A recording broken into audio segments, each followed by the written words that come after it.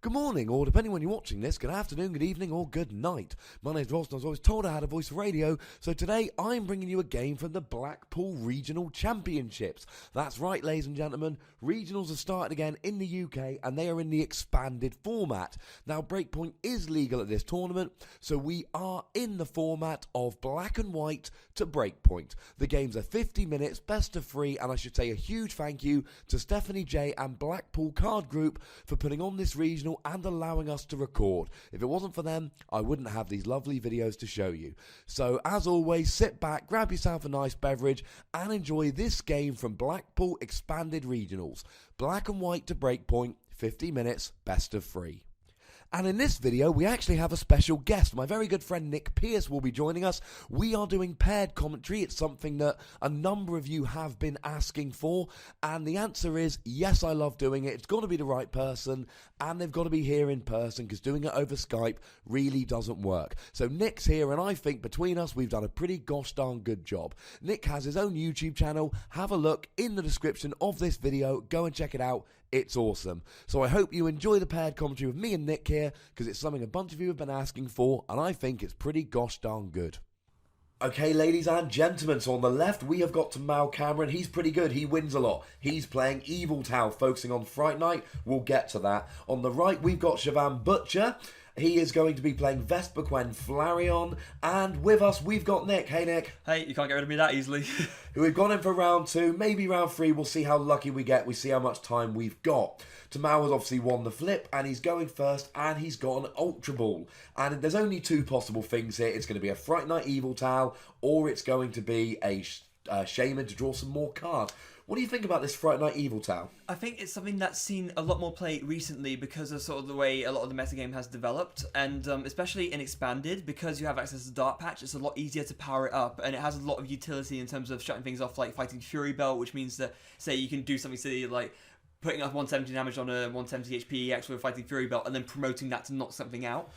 Because the thing we must mention, of course, is Yveltal's ability, which basically stops any tools working. Yeah, when it's active. When it's active, tools don't work. Now, we saw a new card there from Tamal. This is one of the new Breakpoint cards we're trying to highlight in these videos. That is a Max Elixir. It allows you to look at the top 6 cards of your deck, and if you find a basic energy there, you can attach it, but only to one of your basic Pokemon. And only on the bench as well. Boom. And unfortunately, he's played 2, and he's missed 2. That's a double whiff. That's pretty unlucky. I remember that. I'm not sure how many basic energy Tamao plays, but I think if you, depending on deck size, if you play 8 or 9 or so, there's a very reasonable chance to expect to hit a basic energy off of that. And the fact that he's whiffed twice is just very unfortunate. It's very unfortunate indeed. Now, the other thing about Yveltal, the Fright Night Yveltal as it's been known, named after its ability, is the fact that there is one thing that makes it particularly good and expanded. It does 60 damage for a dark and a double colourless, and 60 damage to one of your opponent's benched EXs. And pretty much everybody's playing 110 HP Shaman and a 90 HP Jirachi, and that is an easy 2-hit KO. Yeah, absolutely. So what you can do, this is something that you can do against Night March, for example, because they play a lot of Shamans. You can KO a Night Marcher, do 60 to a Shaman, KO another Night Marcher, and then do the 60 to that Shaman again to KO it. So essentially you get 4 prizes. In Expanded, maybe perhaps you won't be able to use this as much, but as you just said, a lot of people use benches, and you have Jirachi as well as Shaman, so there's more for you to sort of pick off with that residual damage. Absolutely, it's a big, big thing. Now, Shivam is playing Vespiquen Flareon. Now, Shivam's a lovely person. I was having a chat to him throughout the day, and one of the things that happened during the day was he basically gave me his deck and said, hey, have a look, what do you think? So I've had a good look through his deck, and I can't remember everything. I don't have that kind of memory. But I can tell you he is playing the Tropical Beach variant, which means he's playing that stadium whereby each person can draw 6 cards, or draw until they've got 7 cards in their hand, and that will end their turn. It really helps with the setup, and of course it provides a nice counter stadium. Absolutely, and you see there he's just starting to get set up now with a couple of the Ultra Balls. He's discarded a Vespiquen and a Flareon, not the end of the world, because that just gets his damage with both of those attackers going. And he's also grabbed an Eevee and a Shaman off of that, so he's gonna obviously wait to. He had the AZ to pick up the Wob effect, so he could just draw with the Shaman there. So of course he would have planned that beforehand before searching for a Shaman with the Ultra Ball. Now something I'd quite like to point out is Tamal's hand is pretty terrible. Like it's gonna get a bit better now because Shavams had to bench a lot of Pokemon, but all he had was a Colress. And I think had Shivan been aware of that, he might not be benching so much. But Shivan was almost sort of like half bailed out to Mal here from what could have potentially been a really disastrous hand. And it's like we said back in Game 1, we talked about Colrus and the fact that, by Game 1 I mean Round 1, the game we previously posted. One of the things that we've got to remember here is that Colrus is really bad early game, really good late game. So you do have these situations where you start Colrus, you've got nothing, there's no really viable plan, but if your opponent benches stuff, then that same card that was useless on your first turn becomes good on your second. Yeah. So that Battle Compressor comes down, we see more Pokemon being discarded. What we need to remember, we see another Battle Compressor here. Now, Shivan's deck, of course, is revolving around 2 Pokemon, Vespiquen and Flareon, both of whom have the same attack. And what it does is 20 damage plus 10 more damage for each Pokemon in your discard pile. So what he needs to do here is basically, it's a balancing act. He needs enough Pokemon to set up and get going, and he wants to dump as many Pokemon as he can possibly get away with, and if he can get, say, 16 Pokemon in the discard, he's one-hit KOing that Darkrai. One of the new cards, however, we're going to see from the new set, from Breakpoint, which is going to really put a dampener to this plan, is, of course, Fighting Fury Belt. Yes, so this is a very good tool card from the new set, which when attached, it can only be, no, it can attach it to anything, but its effect only works on basic Pokemon, and it gives the basic Pokemon it's attached to 40 more HP, and it lets it do 10 more damage. So if you attach it to something like a Darkrai, that's got 220 HP, which is going to be a very hard number for Shivan's deck to reach. That's 20 Pokemon in the discard pile, it's huge. Now, after all of that, Tamao actually top decks a Jirachi. He benches that Jirachi using the Stellar Guidance ability, which allows him to search his deck for a Pokemon, for a supporter, and Tamao had the option to get 4 Pokemon off of Colrus. Not what he wanted to do, so he just Sycamores, he grabs 7 cards. Now, the one downside of that is, of course, that he's put that 90 HP Jirachi on his bench. That means Shivan can bring it in the active with Lysander and kill it, but it's a small price to pay for setting up. Yeah. It's a very good thing that Shivan actually retreated that Wobbuffet out of the active, because if he hadn't, then obviously that Jirachi wouldn't have worked. It was interesting to note as well, in the first turn, you saw that Tamao, he debated attaching a Dark Energy to the Darkrai and then retreating it, but of course he couldn't, again, because of the Wobbuffet, because it would have been quite nice for him to get the Fright Knight active, so that when eventually Shivan gets the Wobbuffet out of the active, all his tool cards have no effects, but he just wasn't able to do that. No, Wobbuffet, of course, has the ability that when he's active, it blocks all abilities on your opponent's Pokemon. No, all Pokemon that aren't psychic. Oh, sorry, on all non-psychic Pokemon, thank you very much. Yeah. So that means, Shivan, without really knowing it, helped Tamao hugely in that turn. He benched Pokemon so that Tamao's Colrus would actually get him more than 1 card, and at the same time, he moved the Wobbuffet out the active so that Tamao could use the Jirachi. Yeah. Now, he had no way of knowing this, but basically everything he did that turn just really helped Tamao set up for what was a really bad option. Yeah. Oh, God. On straight away, that thing I said, he has Lysander to Jirachi, and Jirachi's weak to fire, so that was a lot of damage from the Flareon. I think that was one of the quickest KOs I've ever seen. That was just sort of like a flash attachment, flash Lysander, take prizes, your turn. And that was really, really good. Now, one of the problems here is that Shivan is not hitting for weakness, and it can take a lot when you're not hitting for weakness. Now, here's the thing. Tamao, if he gets a Muscle Band here, and I don't know that he plays Muscle Band, because Fighting Fury Bout is much better. No, and I know he doesn't play Muscle Band, sorry. Because he's really, Tamao's deck really focuses on that Fright Knight Yveltal. So he doesn't really want to play a whole bunch. In fact, I don't think he plays any tool cards. Because why would you play a whole bunch of tool cards when you're using Fright Knight Yveltal that turns off tools? Yeah. Absolutely not. And of course, even though he isn't getting the one shot here, he's still like this Vespiquen Flareon deck. If you don't just basically dump half your deck turn 1, which granted, Shivan has already gone through a lot of his deck, but at the same time, he's going to be a lot more hindered in terms of the discarding of Pokemon that he can do now. He's going to have to rely on hitting these Sycamores and discarding Pokemon off of that. So he's just not going to be able to ramp up the damage he's dealing as quickly, and so he really needs to get a Vespiquen down if he's going to deal with this Toad, because Flareon is like the last thing he wants to see active against the Toad, and he's got the Combi down now, so maybe that won't be as much of a problem in the future, because of course the Combi will hit the Toad for weakness, but until then, Shivan is going to be in a little bit of a bad way. And I would like to point out, and you can see I put a video on my channel, you look back, it's quite recent, about playing Forest of Giant Plants in Flareon Vespiquen. Now, we see here that Shivan actually does have a Combi in hand, and I believe he had a Vespiquen and a DCE. Had he been playing playing Forest of Giant Plants, he would get the KO on Toad this turn, he'd be 4 prizes up, and then Tamao would inevitably end him, but that's the way it goes. Now, Tamao's actually, I say he plays no support, no tools. What I mean is he plays very few tools, and he's not playing things like Fighting Fury Belt and Muscle Band, because he is expecting to be attacking with Fright Knight Yveltal. He doesn't want to be attacking with Toad very often. And I spoke to him at this tournament. He added this one Toad at the last minute, and it, of course, has proven very useful. But he doesn't want things like Fighting Fury Bout and Muscle Band, because he wants to be attacking with Yveltal. Now he's going to play Max Elixir here. We just saw him Sycamore free energy away, so he's not hitting anything off of that Max Elixir. It's very unlikely. He's going to want to see Dark Patches now more than anything to get that second either Fright Knight Yveltal powered up, or maybe even the Dark Cry if he decides that doing 90-30 is something that appeals to him. Absolutely. Now, of course, the Dark Patch is that trainer card, the item card that allows you to attach a basic energy or basic Dark from your discard to one of your bench Pokemon. Bench Dark Pokemon. Thank you very much. And essentially, that's what he's going for. If you discard that many energy, that means fewer energy in your deck. It means Max Elixir is less likely to allow you to hit that energy that you want. But, and this is what's really fun about Dark decks in this current format, because it means that you can use Max Elixir to get energy out of your deck, and if it's discarded, you can use Dark Patch. And that's what a lot of these decks in this tournament have chosen to try and do. Yeah, it just means that, more than ever, the Dark has access to all these ridiculous energy accelerating tools, which just make it so much faster than anything else, because you have that double synergy. And we see now that Tamao's just opted to just take a KO with the Quaking Punch, even after attaching that Float Stone, just to block off Shavam's items for an extra turn, because he sees that as the most effective thing to do.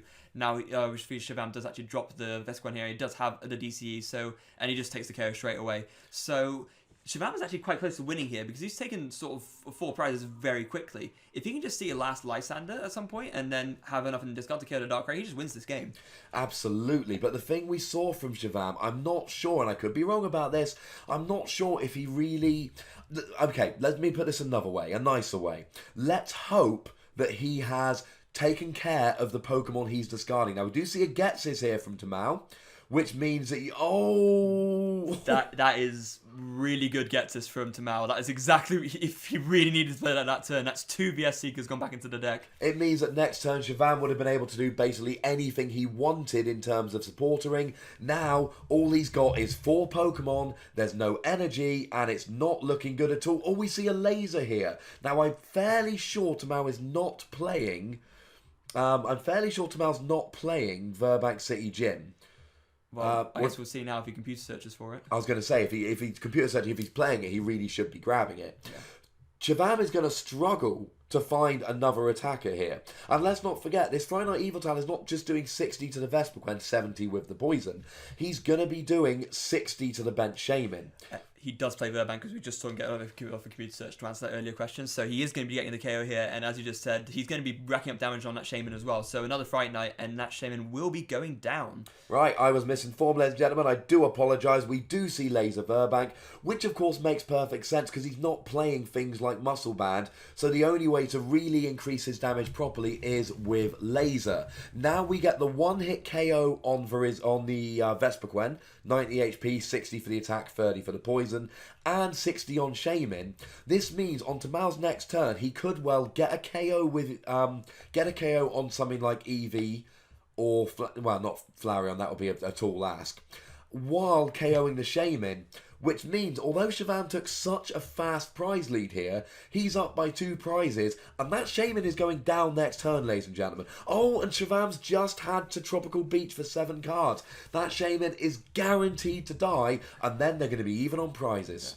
Yeah. It is quite lucky that he did draw that, though, because at the same time, it means that Shavam has bought himself some more cards and the opportunity to, say, get the Flareon, DCE, Lysander he needs to win the game. And because that Tropical Beach would have been the top deck for his turn, that was not in his hand when he got Getsist. So he was actually quite lucky to draw that, even if it means that he may end up being on the back foot now. Here's the problem, and Shavam cannot bench an EX here. He cannot bench a Shaman or a Jirachi. He really can't. Oh, and there's a really big Lysander to take away that option. That means that Shavam is not going to be able to get off an attack next turn, because, as we just mentioned, he does not play Forest of Giant Plants, and depending on how things go, that might actually just steal this for Tamao now. I don't see any way back for Shivam here. As far as I'm concerned, this game is basically over. That Eevee has got 50 HP, but the cool ability. The Eevee is going down. The Shaman is going down. Tamao is taking. We see the dark patch there we were mentioning earlier. The Eevee's going down. The Shaman's going down. Tamao is going to be down to one single prize remaining. And let's not forget, ladies and gentlemen, that Darkrai hits for 90 damage and 30 to the bench. And he actually did draw the Flareon as well, which is kind of ironic. Although I don't see a DC in his hand, so maybe he wouldn't have been able to power it up. No, he would have. I mean, no. Maybe if he might have a Blacksmith in the discard. No, and that's it. So Shavam's going to scoop, and we're going to go on quickly to a game 2. Excellent. Now, one thing I do want to mention quickly between games here. You might notice Tamao's mat. Tamao's mat is a beautiful mat. Now, I know you have one very similar, Nick. Yes, I do. They were both done by the same artist, a very dear friend of both of ours, Helen, who goes on Facebook by Miss Fiddlesticks Customs. She does custom-painted deck boxes, mats, and Alter some Magic the Gathering cards as well. And she's very talented, and a link to her page will be in the description of this video. Absolutely will. And here's the thing, ladies and gentlemen. PTCGRadio doesn't have a sponsor. I don't have people paying me to tout their things. I do occasionally tout things because I think they're awesome. And it's as simple as that. People might sometimes ask me, hey, can you give a plug to my this, that, or the other? And the answer is either probably not, or yeah, because it's awesome. Now, Helen has basically said, and she said this a while ago, because it's featured in this video, go to her Facebook page, tell her PTCG Radio sent you, you get 10% off any kind of her mat.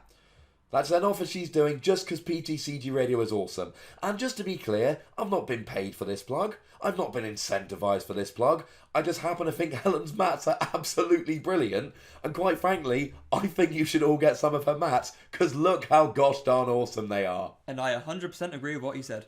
We've seen Nick on videos on this channel, ladies and gentlemen, and you've seen Nick's mat drawn by the same person. And while we're plugging stuff and saying thank yous, we should say a huge thank you to Blackpool Card Group. Lovely, lovely people. Like I said in our previous video and in the intro, not only did they let us record here, but they gave us they put us off to one side. They gave us a little table. They were over capacity. And not only did they let us record, but they made it as easy as they possibly could for us to record. And we really, really appreciate how awesome they were in doing so.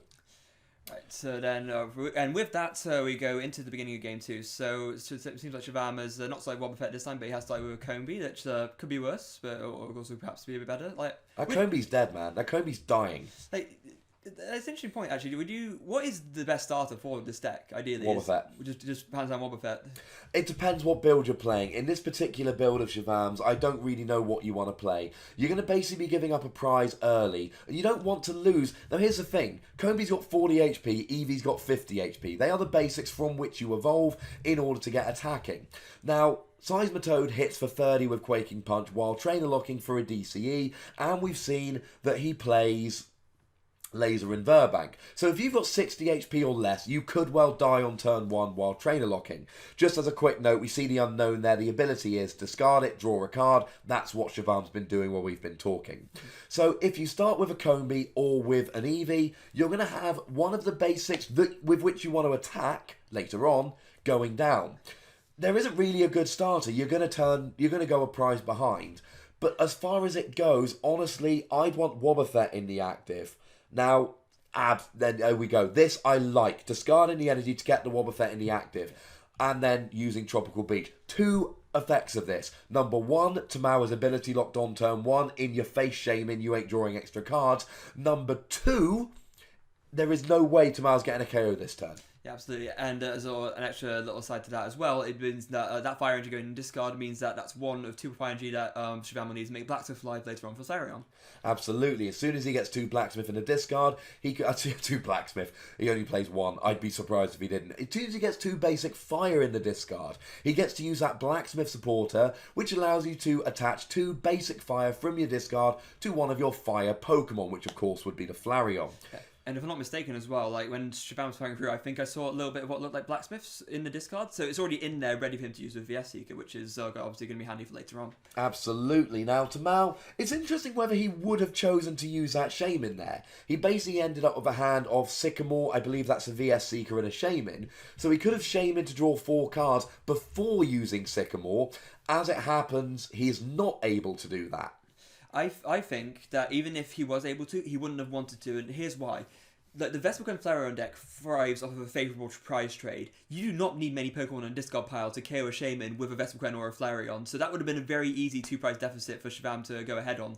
Granted, you can make the argument that means he'd be later on more vulnerable to N, when this deck is especially vulnerable to N because you need to see quite a few things to take KOs. You need to see both, say, a Pokemon and a double colourless, or maybe a Blacksmith as well, or a Lysander. But at the same time, you can basically make an argument for it either way, I'd say. Oh, absolutely. Now, you saw Tamao doing a little bit of mental maths there. He's trying to figure out, do I want to have poisoned him? Do I want the Verbank City down? Do I want to be doing 1 damage or 3 damage before turn? Tamao is an exceptionally good player. He qualifies for Worlds every year. He is quite easily one of the best players in the UK, and I'm very happy saying that. And one of the things we can see in his game that we don't necessarily see from other people is just a real care taken over his plays. He's not just thinking, a lot of people go Verbank Laser. Tamao's thinking, when is it going to die? Now, it's a moot point when the AZ comes down, but essentially it would have guaranteed Tamao a KO next turn, whereas not putting the Verbank down didn't really do all that much, and it got the what am I thinking of? His stadium, Shivam Stadium, Tropical Beach. Yeah. Thank you. It got his Tropical Beach off the mat. But it's still, I like to see players doing that. I like to see them making those calculations and figuring out, do I actually need the Verbank City Gym? Because, of course, as you mentioned in our previous game, if you can get something dying of poison coming into your turn so that you can then get the first hit on the next thing that comes up, that's huge. Not an option with the Tamao's previous play, but it's still huge. Now, go back a little bit. We saw a very interesting play from Shivam in that turn. He actually benched a Shaman, intentionally knowing that he couldn't draw because of the Wobbuffet and because of his hand size, attached a double colours to it, and then AZ'd the Wobbuffet to bring up the Shaman with the DC and Sky Return, but then promoting the combi. Why do you think he's done this? I mean, honestly, it gets him 30 damage and it gets him draw. It means he can draw extra cards. Now, he's giving up the Combi. He's giving Tamao a prize. This isn't the end of the world because we see he's got 2 Combis and he's got an Eevee down. This means that he is going to be able to stream attackers. You can lose 2 in any combination of Combi and Eevee, and still, because you're playing a 4/4 line of each, and you've still got 6 good attackers. I don't think he wanted the Wobbuffet to die. I think he wanted to do a little bit of extra damage, and I just don't think he wanted that Wobbuffet left in the active, being KO'd and not really getting anything for it. He wanted to make Tamao work just a little bit harder, and of course, it just forced Tamao to use another laser. Because he's only doing 30 damage with the Toad. He forces Tamao to use a laser. Now, as we've seen, Fright Night Yveltal does 60 damage, which means Tamao needs Laser Verbank to get a 1-hit KO on a Vespiquen. Now, getting rid of a Life Dew, a double colourless, and that is an ugly Sycamore, ladies and gentlemen. They're really ugly. The Life Dew's a pain, but it's an A spec, it's a trainer, he couldn't have used it anyway. The DCE hurts. But he needs the Vespiquen here, and he hasn't drawn into it, and this is really bad. If he draws into the Vespiquen there, I think he's got the KO. He is rolling. Here, he's just discarded a DCE, and he is losing a DCE attached to this Combi.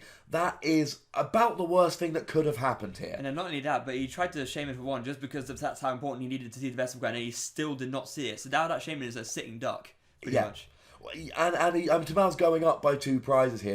And let's not forget, Friday Night Yveltal loves when your opponent has, or when you, I should say, loves when you've got an EX on the bench of any description, especially one whose HP is less than 2 multiples of 60. Yes, indeed so. And so right now, our play passes back to Tamao, and we just see debating sort of what to really go for. He has a couple of supporters to pick from. He's got quite a few energy, it looks like. Yeah, he's got 3 Darks in his hand and a DCE. If you're okay, he's gone for the Max Elixir, so maybe will he finally actually manage to get one? I'm going to say no. Oh! Card number 6. He finally got one. Now he just needs to decide what to attach, and he goes with the Yveltal EX. Now here's the thing. I mean, as much as I say now, he's going to have to get this Seismitoad out of the active to get the KO.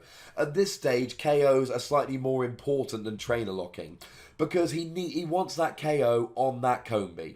Because we've already seen a DCE in the discard. This will get rid of another DCE in the discard, and Tamao doesn't get the KO without, and he doesn't take the KO there. So Tamao obviously disagrees with me, and I'm willing to believe him with that. I may disagree with you, or maybe he actually just did not have the means to retreat that Toad as well. He had a basic Dark. Oh, he did. And he attached a DCE to the Friday Night Yveltal instead.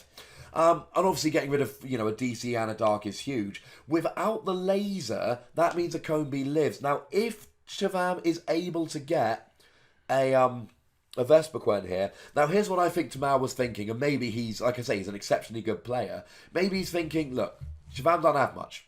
He couldn't get the Vespiquen last turn. I think he's got a fairly bad hand, and I'm not going to turn off the trainer lock.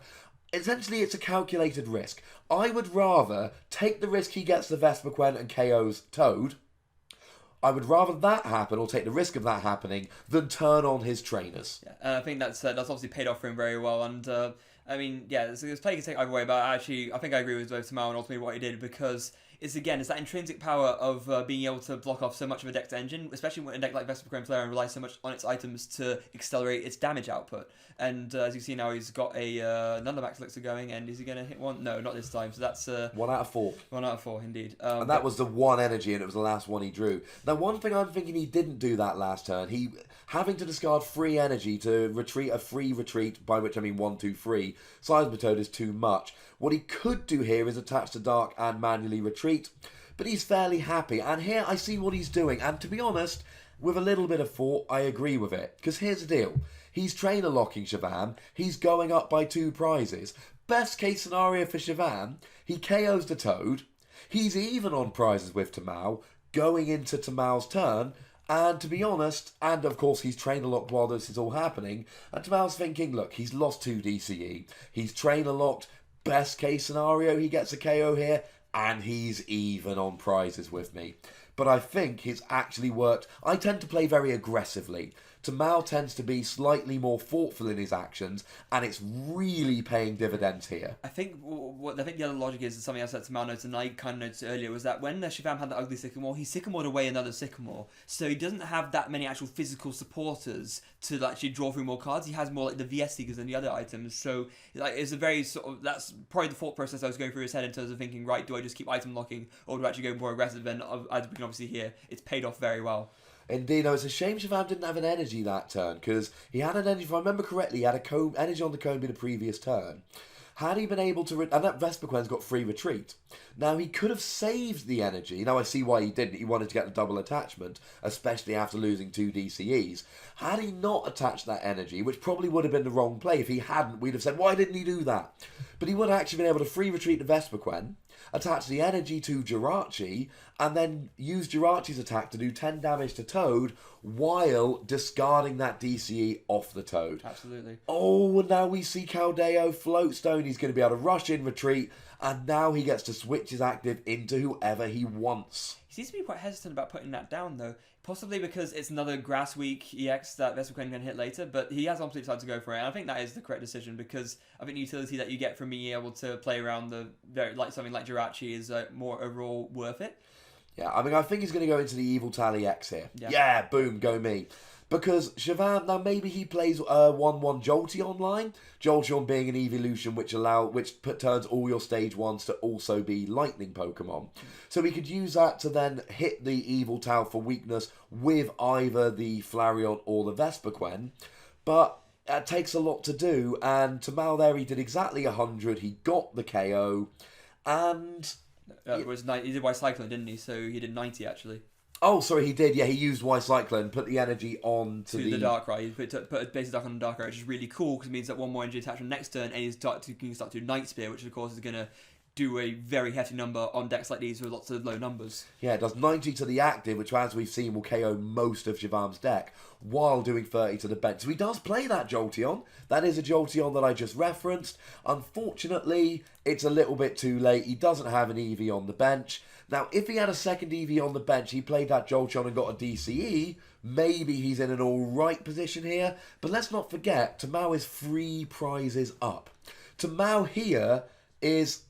if Shivam misses one more KO, Tamao can trade EXs for non-EXs and win the prize race. And that's not something that, as a non-EX deck player, you want to see or hear. No, it is, as I like to say, bad news bears. Now, the good news is that Shivam's getting a whole bunch of trainers here. His trainers have been turned back on. Yeah. And this is the real benefit Tamao had by using that Seismitoad for as long as he did.